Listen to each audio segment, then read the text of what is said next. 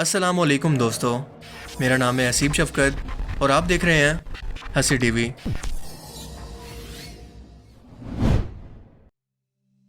आज इंसानों की ज़िंदगी का सबसे बड़ा सवाल और मकसद ये जानना है कि इसकी ज़ात बज़ाते खुद क्या है, इसकी ज़िंदगी का मकसद क्या है, इसे क्यों, कैसे और किस मकसद के लिए पैदा किया गया, वो वक्त के साथ बूढ़ा होकर कमज़ोर क्यों हो जाता है, लेकिन इससे भी बढ़कर के मौत क्या है, इंसान मरते क्यों हैं, मरने के बाद इंसान की कॉन्शियसनेस यानी रूह आखिर कहाँ चली जाती है, ये रूह बजाते खुद क्या चीज़ है, क्या ऐसा मुमकिन है कि कोई इंसान मरने के बाद भी दुनिया में मौजूद इंसानों से राब्ता कर सके, क्या होगा अगर ऐसा मुमकिन हो जाए और हम जिंदा इंसान इस दुनिया के अंदर दाखिल हो जाएं। ये ऐसे सवाल हैं जो कि हम में से हर शख्स के दिमाग में पैदा होते रहते हैं और यही वजह है कि साइंसदानों ने अपनी पूरी की पूरी जिंदगियां इन सवालों के जवाब तलाश करने के अंदर लगा दी, मगर इसका कोई भी जवाब तलाश नहीं कर पाए।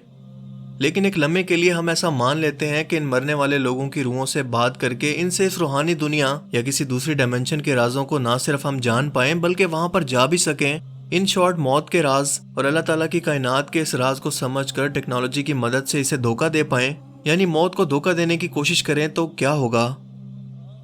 इन्हीं सवालों के जवाब देने के लिए हॉलीवुड के अंदर एक साइंस फिक्शन फिल्म सन 2016 के अंदर बनाई गई जिसका नाम है आइंस्टाइन्स गॉड मॉडल, यानी आइंस्टाइन का बताया गया कायनात के काम करने का राज। इस फिल्म की कहानी इन तमाम सवालों के जवाब देकर इंसान की जिंदगी, रूह और मौत के राजों की हकीकत से कैसे पर्दा उठाती है, इसे समझने से पहले आपको शॉर्ट अंदाज में साइंस के मल्टीवर्स के कॉन्सेप्ट को समझना होगा, जिसके मुताबिक हमारी इस कायनात जैसी कई और कायनातें एक दूसरे के पैरेलल यानी मतवाजी तौर पर एक दूसरे के साथ मौजूद हैं, एक दूसरे से अलग अलग, मगर कुछ डायमेंशन या खुफिया रास्तों से एक दूसरे के साथ जुड़ी हैं। यहाँ तमाम डायमेंशन में इंसान अपने इस मादी जिस्म से दाखिल नहीं हो सकते, लेकिन अब तक का दरियाफ्त शुदा सबसे छोटा एनर्जी पार्टिकल यानी स्ट्रिंग, जो हर वक्त धागे की तरह वाइब्रेट करते रहते हैं, ऐसा करने की सलाहियत रखते हैं। यही वजह है कि इंसान जब मरता है तो इसकी रूह इसी एनर्जी पार्टिकल के अंदर बदल कर किसी दूसरी डायमेंशन या किसी और कायनात के अंदर चली जाती है, जिससे राब्ता इन्हीं स्ट्रिंग के लेवल पर जाकर मुमकिन है, जिसे क्वांटम वर्ल्ड कहते हैं, यानी एटम से भी लाखों करोड़ों गुना छोटे लेवल पर पार्टिकल को स्टडी करना। लेकिन इंसानों के पास अब तक कोई ऐसी टेक्नोलॉजी मौजूद नहीं है जो कि इतने छोटे लेवल पर जाकर इसके राजों को जान पाए, जिसका कॉन्सेप्ट आपने हॉलीवुड की फिल्म एंटमैन या डॉक्टर स्ट्रेंज जैसी साइंस फिक्शन फिल्मों के अंदर देखा होगा, जिसके मुताबिक मुस्तकबिल में इंसान एक ऐसी मशीन आखिरकार बना लेंगे जो कि दुनिया से जा चुके या मर चुके लोगों से बातें कर सके और इस दुनिया के अंदर जाना भी मुमकिन होगा। I don't claim that our personalities pass on to another existence. अब चलते हैं फिल्म की कहानी की तरफ, जिसकी शुरुआत में हम देखते हैं थॉमस एडिसन का एक खत जो कि इसने अल्बर्ट आइंस्टाइन को साइंटिफिक अमेरिकन मैगजीन के लिए 1920 में लिखा। थॉमस एडिसन जो कि अमेरिकन इन्वेंटर था और इलेक्ट्रिक चीज़ों से जुड़ी इसकी कई इजादात हैं, मसलन बल्ब, मोशन कैमरा और कार्बन माइक्रोफोन वगैरह। इस खत में एडिसन का आइंस्टाइन को यह कहना था कि मैं ये नहीं कहता कि हम इंसान मरने के बाद एक एग्जिस्टेंस से दूसरी एग्जिस्टेंस में चले जाते हैं, यानी हमारा जिस्म एक कायनात को छोड़कर किसी दूसरी कायनात में चला जाता है। इस बारे में मैं कुछ नहीं जानता, लेकिन मैं ये ज़रूर जानता हूँ कि हम इंसान एक ऐसा ऑपरेटिव्स या मशीन ज़रूर बना सकते हैं जो कि इस दूसरी कायनात में मौजूद मरे हुए लोगों की रूहों से या किसी और मखलूक से बात कर सके। यहाँ किसी और मखलूक से एडिसन की मुराद जिन्नात, फरिश्ते और खुदा की ज़ात भी हो सकती है। और इसी कॉन्सेप्ट को लेकर हम एक ऐसी ही मशीन को अगले सीन के अंदर देखते हैं, जिस पर क्रेग लेविन नाम के एक स्टूडेंट को बिठाया गया है, जो कि इस मशीन को टेस्ट करने के लिए राजी हुआ था, इसलिए ताकि अपनी छोटी बहन से, जो कि कुछ ही दिन पहले एक हादसे के अंदर मारी गई है, इससे एक बार बात कर सके। इस एक्सपेरिमेंट को करने वाले शख्स का नाम था डॉक्टर कॉल और इसका असिस्टेंट जिसका नाम था लुइस। क्रेग को केटामिन नाम का एक इंजेक्शन दिया जाता है और वायर से जुड़ा हुआ एक चश्मा पहनाया जाता है और कहा जाता है कि अपने सामने मौजूद फोन का रिसीवर तब तक ना उठाए जब तक वो खुद से बजने ना लगे, यानी अगर कोई रूह या कोई अनजानी मखलूक यहाँ पर मौजूद हुई और बात करना चाहती होगी तो इसी फोन की मदद से करेगी, जो इलेक्ट्रोमैग्नेटिक वेव्स के जरिए आवाज को पहुंचाता है, जिन्हें इंसानी आंखें नहीं देख सकती पर फोन की मदद से सुन सकती हैं। एक्सपेरिमेंट का आगाज होता है और क्रेग को हाई लेवल की इलेक्ट्रोमैग्नेटिक वेव दी जाती हैं, जिसके बाद इसे अपने आसपास अजीबो गरीब किस्म की आवाजें सुनाई देने लगती हैं, जैसे कोई दरवाजा बजाकर अंदर आने की इजाजत मांग रहा हो, सायरन की आवाज और किसी की अपने पास मौजूदगी इसे महसूस होने लगती है, जिसे वो साथ साथ डॉक्टर कॉल को बता रहा था। अचानक से क्रेग की तबीयत खराब होना शुरू हो जाती है और वो इस एक्सपेरिमेंट को बंद करने का कहने ही वाला होता है कि अचानक से फोन की घंटी बजती है। फोन उठाने पर किसी के सांस लेने की आवाज आती है, जैसे वो बहुत ही थक चुका हो और कुछ कहना चाहता हो, जो दरअसल क्रैग की वही बहन जेनी होती है जो कि कुछ ही दिन पहले मर चुकी है। क्रैग इसे कहता है कि मैं तुम्हें बचाने की कोशिश कर रहा था, आई एम सॉरी, जो कुछ भी तुम्हारे साथ हुआ वो मेरी गलती है। दूसरी तरफ जेनी चिल्लाकर इसे ये सब कुछ बंद करने का कहती है, जिसके बाद क्रैग को अपनी ग्लासेस में रूह और रोशनी जैसी कोई चीज दिखाई देती है और इसकी हालत बहुत ही ज्यादा खराब होने लगती है। वो इस सब को बर्दाश्त नहीं कर पाता और प्रेशर से इसकी आंखें फट जाती हैं, जिससे ये रिजल्ट निकला कि रूहानी दुनिया की मखलूकात से राब्ता वाकई में मुमकिन है, मगर इनके इंस्ट्रूमेंट में कुछ ऐसी कमी है जो कि ऐसे हालात को ज्यादा देर बर्दाश्त नहीं कर सकती, जिसको ठीक करने की जरूरत है। इसीलिए कहानी 10 साल आगे बढ़ती है और हम ब्राइडन टेलर नाम के एक शख्स को देखते हैं जो एनेस्थीसिया एक्सपर्ट होता है। एक रोज इसके हॉस्पिटल में एक ऐसी औरत को लाया जाता है जिसे गोली लगी होती है। इसे ऑपरेशन के लिए बेहोश करने के बाद जब होश में लाया जाता है तो वो बताती है कि इसने नियर डेथ एक्सपीरियंस किया है, यानी मर कर फिर से जिंदा हुई है, और इसने अपने बच्चों को एक बहुत ही अच्छी जगह पर यानी जन्नत जैसी जगह पर देखा है जो कि मर चुके हैं।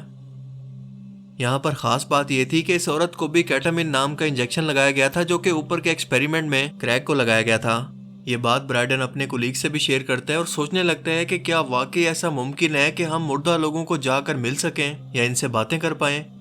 कहानी आगे बढ़ती है और कुछ दिन के बाद ब्राइडन को पता चलता है कि इसकी गर्लफ्रेंड इसके बच्चे की मां बनने वाली है, मगर अचानक इसकी तबीयत खराब होने की वजह से इसे हॉस्पिटल ले जाना पड़ता है, जहां पर पहुंचकर इन्हें पता चलता है कि इनका ये बच्चा अब मर चुका है। ये खबर सुनकर इसकी गर्लफ्रेंड एबी परेशानी के अंदर हॉस्पिटल से बाहर अकेले रोड पर बिना किसी को बताए निकल जाती है। ब्राइडन इसे बार बार कॉल करके वापस आने को कहता है, इसकी लोकेशन पूछकर इसे वहां पर लेने भी पहुंच जाता है, और जब एबी दरवाजा खोलकर गाड़ी में बैठने वाली होती है तो एक दूसरी गाड़ी अचानक से इसे टक्कर मारकर चली जाती है, जिससे इसकी मौत हो जाती है। मरने से पहले ब्राइडन इसे शादी की अंगूठी पहनाकर कहता है कि वो इसे ऐसे छोड़कर नहीं जा सकती। अब कहानी आगे बढ़ती है और हम देखते हैं कि ये सब देखकर ब्राइडन टूट सा जाता है और किसी भी सूरत एबी से मिलना चाहता है। फिर एक रोज इसे इस औरत का ख्याल आता है जिसने अपने बच्चों को मरने के बाद भी देखा था, जिसके बाद वो अपने इसी कोलीग को कॉल करता है जिसे इसने इस औरत के नियर डेथ एक्सपीरियंस का बताया था। इसका नाम था डेविड, और ये ब्राइडन को डॉक्टर कॉल मैसोफ के उस एक्सपेरिमेंट के बारे में बताता है और ये भी कि उसका अंजाम क्या हुआ। ये सुनकर ब्राइडन की उम्मीदें मजीद बढ़ जाती हैं कि शायद मौत के इस कानून कुदरत को बदला जा सकता है, और वो सोचता है कि क्यों ना अब वो इस मशीन को इस्तेमाल करके एबी से बात करे या इसे मिल सके, क्योंकि यही मशीन ही अब इसकी आखिरी उम्मीद है। काफी मेहनत के बाद ब्राइडन डॉक्टर कॉल के घर पहुंच जाता है, जहां पर पहुंचकर इसे पता चलता है कि डॉक्टर कॉल अब जिंदा नहीं है, मगर उसकी वो मशीन इसके घर पर मौजूद थी, जिसे पहनकर ट्राई करने पर ब्राइडन बेहोश होकर गिर पड़ता है। होश में आने के बाद ब्राइडन अपने सामने लुइस को देखता है, जो कि वही शख्स है जो इस एक्सपेरिमेंट में डॉक्टर कॉल का असिस्टेंट था। लुइस इसे बताता है कि डॉक्टर कॉल मरे नहीं हैं, बल्कि उन्होंने इस एक्सपेरिमेंट के लिए खुद सुसाइड किया है ताकि मजीद इस मॉडल पर काम कर सकें, मगर किसी और दुनिया में रहकर। ब्राइडन इसे कहता है कि उसे अपनी गर्लफ्रेंड से बात करनी है, क्या ऐसा मुमकिन है। लुइस इसे बताता है कि इस टाइम के दौरान इसने इस मशीन को ना सिर्फ एडवांस बना दिया है, जिसके जरिए वो ना सिर्फ उससे बात कर सकता है, बल्कि हो सकता है कि यह भी मुमकिन है कि हम उसे इस दुनिया के अंदर वापस लेकर आ जाएं। जिसके बाद वो ब्राइडन को एक अहम थ्योरी के बारे में बताता है, यानी मल्टीवर्स थ्योरी, कि हम सब इंसान एक कायनात के अंदर रहते हैं, जिस जैसी कई और कायनातें हमारी कायनात से जुड़ी हुई हैं, मगर क्वांटम लेवल पर। हमारी रूह मरने के बाद वहां पर ट्रेवल करके पहुंच जाती है, मगर अब वहां पर पहुंचना इसी मशीन से ही मुमकिन है, मगर इस काम के लिए किसी शख्स को यहाँ पर बिठाकर उनसे राब्ता करना होगा। ब्राइडन कहता है कि मैं ये काम करने के लिए तैयार हूँ, लेकिन लुइस इसे ये कहकर मना कर देता है कि ये बहुत ही तकलीफदेह अमल है, तुम इसे बर्दाश्त नहीं कर पाओगे। इस काम के लिए तुम्हें क्रैग को ही मनाना पड़ेगा, जो कि इससे पहले के एक्सपेरिमेंट में भी हमारे साथ था। क्रैग अंधा होकर एक रेडियो स्टेशन पर मर चुके लोगों की रूह और इनके रिश्तेदारों से इनकी बातचीत करवा रहा था। कुछ बातचीत के बाद ब्राइडन इसे मनाकर आखिरकार यहाँ पर ले आता है, जो कि लुइस से कहता है कि तुम जितना मर्जी एडवांस मशीन बना लो, लेकिन दी गॉड्स मॉडल के हिसाब से तुम सब कुछ नहीं जान पाओगे, क्योंकि इंसान के नॉलेज की भी एक लिमिट है कि वो इस दुनिया के अंदर रहकर एक हद से ज्यादा नहीं जान पाएगा, क्योंकि इसके लिए उसे मरना पड़ेगा। ब्राइडन तजस्सुस के हाथों लुइस से इस गॉड मॉडल के बारे में जब पूछता है तो लुइस इसे 2 बॉक्सेस की ड्राइंग से समझाने की कोशिश करता है कि अंदर के 2 बॉक्सेस जो राइट साइड पर मौजूद हैं, हम इंसानों की जहानत को दिखाते हैं कि हम इंसान आखिर कितना ज़हीन हो सकते हैं, इसकी हद क्या है, जबकि इसके साथ वाले लेफ्ट साइड के 2 बॉक्स इस कायनात के काम करने का राज बताते हैं। अब हम जितना भी कोशिश कर लें, इस बॉक्स से बाहर ऊपर वाले बॉक्स तक नहीं पहुंच सकते, क्योंकि यहाँ पर खुदा मौजूद है, और अगर ऐसा होता है तो हम हर वो राज जान पाएंगे जो कि खुदा की जात जानती है। इनफैक्ट हम भी खुदा बन जाएंगे, जिसका मतलब कि खुदा की तमाम सिफात हमारे पास होंगी। और यही कहना था आइंस्टाइन का अपने इस गॉड मॉडल में। मगर लुइस ऐसा नहीं मानता, वो इसे बस एक बेकार थ्योरी मानता है। जिसके बाद मशीन को ऑन करने की तैयारी होती है और क्रेग को मशीन पर बिठाकर इसको ऑन किया जाता है ताकि दोनों कायनातों के दरमियान राब्ते के लिए वो एक पुल का काम करे। जिसके बाद हम देखते हैं कि ब्रैडन फोन पर एबी से बात कर पाता है। अचानक से बात करते करते फोन कट जाता है और इसे अपने पास एक वैक्स जैसी कोई चीज दिखाई देती है। ब्रैडन इस बारे में अपने इसी कोलीग दोस्त को बताता है कि इसकी फोन पर एबी से बात हुई, लेकिन इसका ये दोस्त डेविड इसकी बातों पर यकीन नहीं करता, बल्कि इसे कहता है कि शायद कोई तुम्हारे साथ फ्रॉड कर रहा है। जिसके बाद हम देखते हैं कि ब्रैडन ये वैक्स वहीं पर छोड़कर वापस चला जाता है। जिसके बाद डेविड की बीवी इसी वैक्स से एक हाथ का मुजस्मा बनाने की कोशिश करती है। अगले दिन वो ये देखकर हैरान रह जाते हैं कि इस हाथ पर एक अंगूठी मौजूद है। डेविड ये हाथ लेकर ब्रैडन के पास जाता है और वो ये देखकर हैरान रह जाता है कि ये तो वही अंगूठी थी जो इसने एबी की मौत के वक्त इसको पहनाई थी और आज भी इसके पास मौजूद है। दोनों बिल्कुल एक जैसी थी। यानी ना सिर्फ एबी ने वाकई मरकर इससे राब्ता किया, बल्कि किसी हद तक इसका जिस्म भी यहाँ पर इस दुनिया में वापस आया था। और इसी यकीन के साथ अब ब्रैडन भी इस दुनिया के अंदर वापस जाने का फैसला करता है और वही ग्लासेस और हेलमेट पहनकर वो अचानक से गायब होकर अपनी रूह को दो कायनातों के दरवाजे पर देखता है।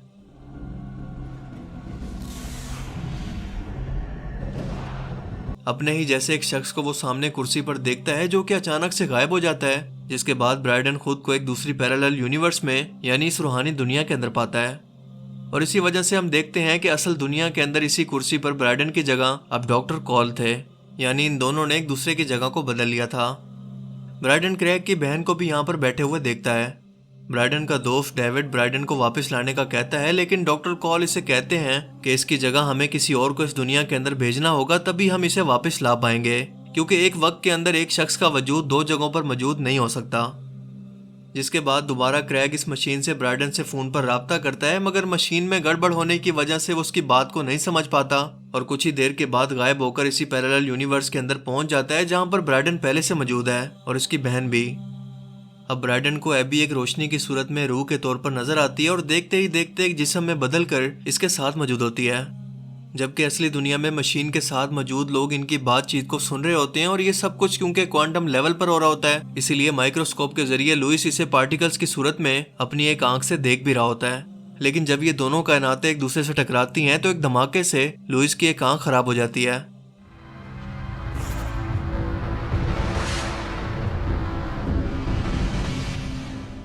अगले सीन में हम देखते हैं कि ये दोनों लोग अब एक पैरेलल दुनिया के अंदर पहुंच चुके हैं, जहां पर ब्राइडन अब एबी के साथ और क्रैग अपनी बहन के साथ इस दुनिया के अंदर खुश दिखाई देता है और ये फिल्म यहीं पर खत्म हो जाती है।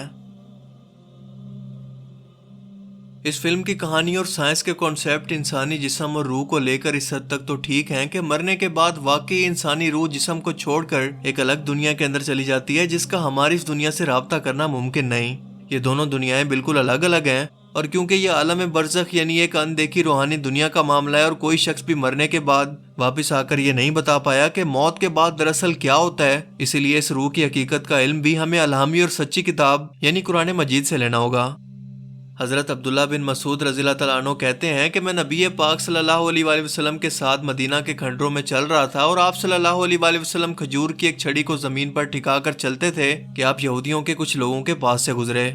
इनमें से एक ने आपको देखकर कहा कि क्यों ना आप सल्लल्लाहु अलैहि वसल्लम से रूह के बारे में दरियाफ्त किया जाए, जिस पर इसके बाकी साथियों ने कहा कि मत पूछो, क्या पता इसके जवाब में वो कोई ऐसी बात कह दें जो तुमको अच्छी ना लगे। फिर इनमें से एक ने कहा कि हम आप सल्लल्लाहु अलैहि वसल्लम से इस बारे में जरूर सवाल करेंगे। चुनांचे इनमें से एक यहूदी शख्स खड़ा हुआ और कहने लगा कि ए अबुल कासिम, रूह क्या चीज़ है। आप सल्लल्लाहु अलैहि वसल्लम ने कुछ देर खामोशी फरमाई और इब्ने मसूद कहते हैं कि मैंने दिल में सोचा कि आप पर वही आ रही है, लिहाजा मैं खड़ा हो गया। फिर जब वो हालत आपसे दूर हुई तो आप सल्लल्लाहु अलैहि वसल्लम ने फरमाया कि ए नबी, ये लोग तुमसे रूह के बारे में सवाल करते हैं तो कह दो कि रूह मेरे परवरदिगार का हुक्म है और इसकी असल हकीकत तुम नहीं जान सकते क्योंकि तुम्हें बहुत ही कम इल्म दिया गया है। सूरह अल इसरा आयत 85। कुरान पाक की इस आयत मुबारका ने यह वाजे कर दिया कि आइंस्टाइन के गॉड मॉडल के मुताबिक वाकई इंसान को इन बॉक्सेस की तरह बहुत ही लिमिटेड इल्म दिया गया है। इससे बाहर ना इनकी सोच जा सकती है और ना ही इनकी समझ, क्योंकि इनके दिमाग को महदूद कर दिया गया है रूह के कॉन्सेप्ट को समझने के लिए, बिल्कुल ऐसे ही जैसे अल्लाह ताला की जात को भी नहीं समझ सकते, क्योंकि जब से इंसानों ने होश संभाला है इसने हमेशा से ही तमाम मखलूकात को पैदा होकर बूढ़ा होते और फिर मरते हुए देखा है। इसीलिए इसके लिए एक ऐसी जात का तस्वुर करना भी मुश्किल है जो कि तमाम पाबंदियों मसलन टाइम और मौत से आज़ाद हो। बिल्कुल यही मामला रूह के इल्म का भी है। जैसे इंसानों के रहने के लिए एक अलग दुनिया यानी ज़मीन मौजूद है, बिल्कुल वैसे ही रूहों का अपना एक अलग वजूद और एक अलग दुनिया है। इनका राब्ता कभी भी ज़मीन के इंसानों से होना मुमकिन नहीं है, और अगर ऐसा मुस्तकबिल में होने वाला था तो कुरान इसके इल्म और इसकी हकीकत को ज़रूर बयान करता। मेरी ज़ाती सोच ये कहती है कि आज से 1400 साल पहले इंसानी दिमाग बिल्कुल भी इस कॉन्सेप्ट को नहीं समझ पाते थे, इसीलिए इन्हें आसान अल्फाज के अंदर रूह के इस कॉन्सेप्ट को समझा दिया गया। और आज के इंसानों के लिए फ़र्ज़ करें कि अगर इसकी वजाहत कर भी दी जाती तो इसके बाद मज़ीद हज़ारों सवाल खड़े हो जाते। मसलन अहादीस मुबारक से हमें पता चलता है कि मरने के बाद नेक लोगों की रूहें आलम अरवाह के अंदर यानी रूहानी दुनिया की एक ऐसी जगह पर पहुंच जाती हैं जिसे अलीयीन कहते हैं। यहाँ इसकी रूह को एक खिड़की से अपना जन्नती मकाम दिखाकर क़यामत तक के लिए एक नरम बिस्तर पर सुला दिया जाता है, जबकि काफिर और बदकार लोगों की रूहें सिज्जीन में जाती हैं, जहाँ पर वो अपना जहन्नुम का ठिकाना देखकर क़यामत तक के लिए आग के बिस्तर पर सुला दी जाती हैं। इस हदीस मुबारक के बाद इंसानों के दिमाग में मजीद सवाल पैदा हुए कि वो मकाम है कहाँ पर, क्या ये रूहें इंसानों से रब्ता कर सकती हैं, क्या ये कुछ खाती पीती भी हैं या बस यूं ही सोई रहती हैं, वगैरह वगैरह। इसीलिए कुरान करीम ने एक ही लाइन के अंदर इस रूह के इल्म को आसान तरीन जवाब बनाकर पेश कर दिया कि इस पूरी रूहानी दुनिया का तारुफ करवाने और हर सवाल का तसल्ली बख्श जवाब देने के बजाय इंसानों को ये बता दिया जाए कि ये सब कुछ दुनिया में इनके लिए जानना इनके लिए कोई फायदे का नहीं, क्योंकि अगर इसका इल्म इंसानों के पास आ भी जाए तब भी उनकी जिंदगियों पर इसका कोई असर नहीं होगा, क्योंकि इंसान रूह की फितरत को बदल नहीं सकते, बल्कि इसका ताल्लुक यकीन के साथ है, जैसा कि फरिश्तों, जिन्नात और अल्लाह ताला के वजूद पर बिना देखे ईमान लाना। वरना हर सवाल का जवाब देते हुए कुरान पाक साइंस और फिलॉसफी की किताब बन जाती, बजाय इंसानों की हिदायत और इबरत के मकसद के लिए।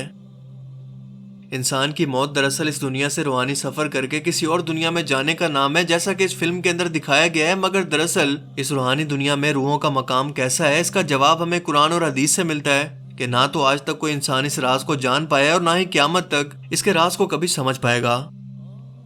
इन बॉक्सेस की तरह वाकई इंसान का इल्म महदूद है, वो खुदा कभी नहीं बन सकता, और अगर ऐसा होता तो इसे भला खुदा की क्या जरूरत थी। इंसान का दुनिया में आने का और इम्तिहान देने का मकसद फिर क्या रह जाता। इसीलिए जो भी शख्स इस दुनिया से एक बार चला गया वो कभी भी वापस नहीं आ सकता। हाँ, मगर क़यामत के हिसाब किताब के बाद जन्नती रूहें एक दूसरे से जन्नत के अंदर और दोस्त की रूहें एक दूसरे से जहन्नुम के अंदर मिलेंगी, जहाँ पर वो हमेशा रहेंगे और इन्हें कभी मौत नहीं आएगी। इस रोज़ इंसान पर इस कायनात के सभी राज खुल जाएंगे, जैसा कि हज़रत अली रज़ी अल्लाह तआला अन्हु का कौल है कि इंसान दुनिया में सोया हुआ है। क़यामत के रोज़ जब इसका दिमाग जागेगा और वो अपने सामने सब कुछ सच होता देखेगा जिसका ताल्लुक गैब और यकीन से था, तो हैरान और परेशान होकर अल्लाह ताला की बारगाह में खड़ा होगा।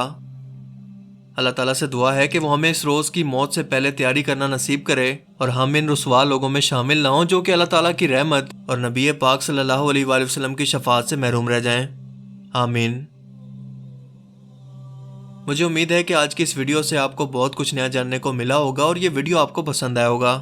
अगर ये वीडियो आपको अच्छा लगा तो इसे लाइक कीजिए, और अब मैं मिलूंगा आपसे एक ऐसी ही नई इंटरेस्टिंग वीडियो में। तब तक के लिए अपना बहुत सा ख्याल रखिएगा। Thanks for watching this video. अल्लाह हाफिज़।